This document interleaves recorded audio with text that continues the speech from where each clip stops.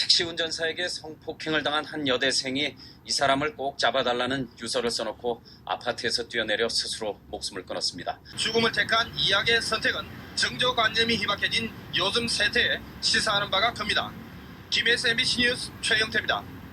당시 우리 뉴스들에서 이제 아주 드물지 않게 성폭력 피해를 입은 여성들이 자살을 했다라고 하는 보도를 많이 접했었거든요.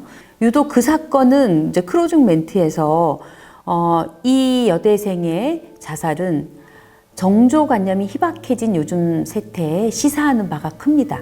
라고 하는 크로징 멘트였어요. 이 말은 결국 성폭력 피해를 입으면 다 자살을 해서 자기의 어떤 결백을 증명해야 되는 양 이렇게 비춰지는 점이 있었고 결국은 성폭력을 무엇으로 보느냐를 단적으로 보여주는 예였거든요.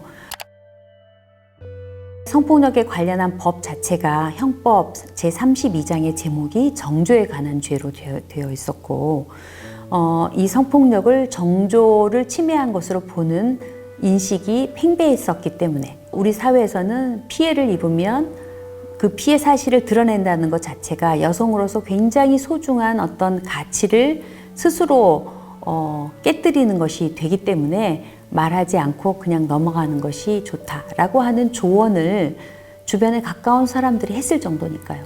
물론 지금도 그것이 뭐 전혀 그렇지 않다라고 볼 수는 없지만 지금은 성적 자기 결정권을 침해한 범죄 행위로 보는 인식들이 점점 이제 많아지고 있는데 벌써 뭐 한 30년 전만 하더라도 그러한 인식들 속에서 수많은 피해자들이 말하고 싶어도 말하지 못했던 그런 현실이었었죠.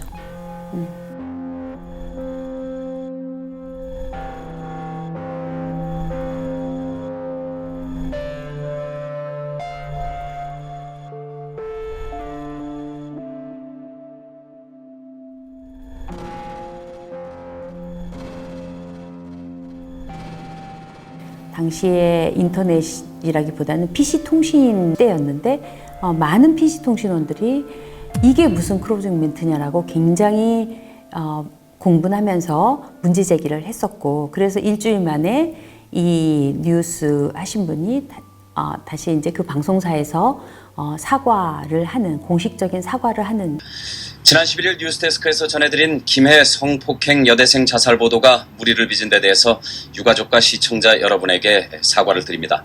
당시 취재기자가 이 여대생의 선택이 정조관념이 희박해진 요즘 세태에 시사하는 바가 크다고 언급한 것은 피해자의 죽음을 안타까워하면서 그 죽음의 의미를 절박하게 표현하고자 하는 의도였다고 합니다마는 본의 아니게 많은 여성들에게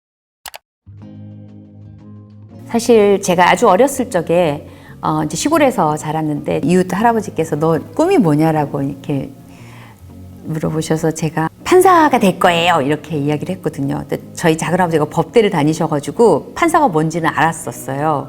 그래서 뭔가 멋있을 것 같더라고요. 그래서 판사가 된다 그랬더니 애기 여자가 무슨 판사는 판사 부인이나 되거라 이렇게 저한테 이제 응원을 한다고 하시면서 그런 말씀 해주시는데 어린 마음에도 이건 뭔가 너무 부당하다라는 생각을 했던 것 같아요.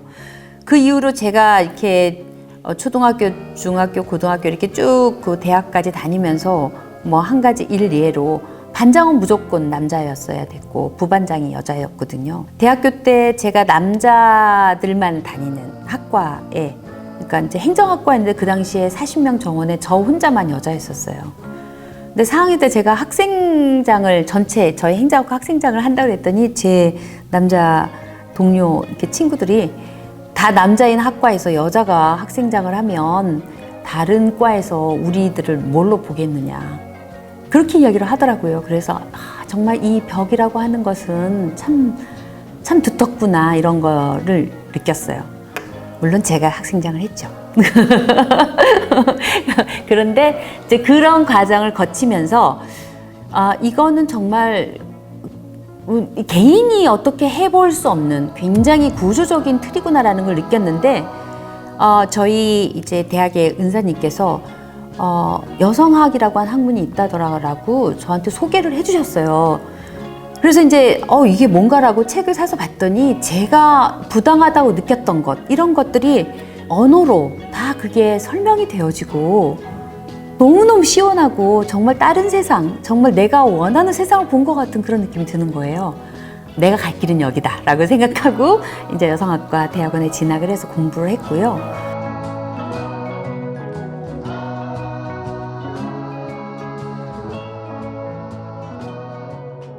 사실 그 당시에 여성학이 뭐랄까 여성으로서 가정을 잘 꾸려가는 학문이라고 알고 있는 분들도 계셔서 제가 여성학 전공한다 그러면 아, 참 그 1등 신부 되려고 하는구나 이렇게 말씀해 주신 어르신도 있었어요.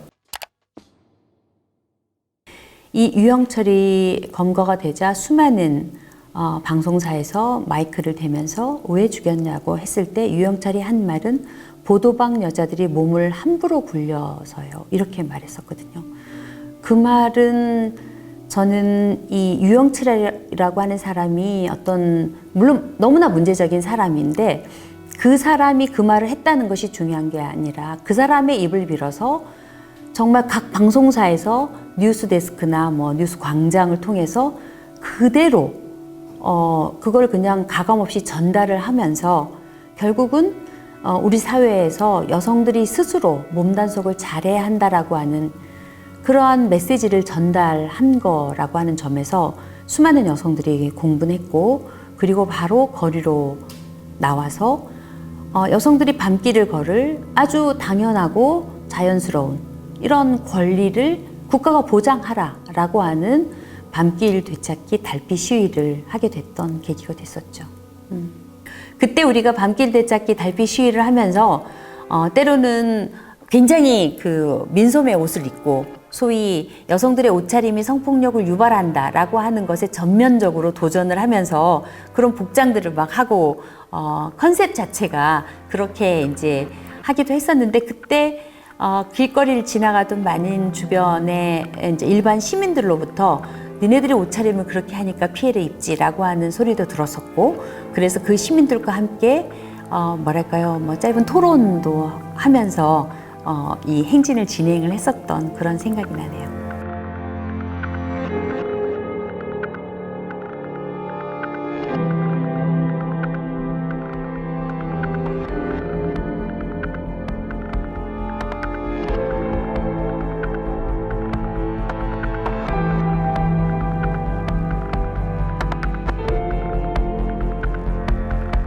여러 단체들이 함께 같이 가서 저희 단체들이 주관하는 밤길 되찾기 행사가 아니라 주관자가 뚜렷이 나타나지도 않으면서 이렇게 온라인상에서 조직화가 돼가지고 그 안에서 그렇게 하는 그 힘들 저도 이제 그 밤길 되찾기 거기에 같이 걸으면서 2004년, 5년, 6년, 7년 이렇게 저희가 했던 거하고는 다른 어떤 기운들이 느껴졌죠.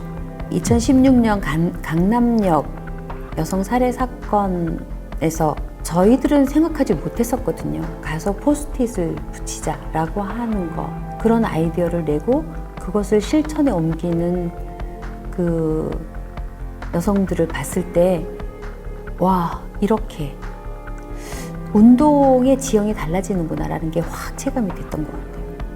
그리고 제가 이제 강남역에 가서 그 한 분 한 분 소위 시민들이 붙이는 그 포스트잇 내용들이 이거는 정말 우리가 몇 명이 모여서 이걸 이렇게 분석하고 이런 주장을 해야 돼라고 하는 것을 넘어선 소위 시민의 힘이라는 게 정말 느껴졌거든요.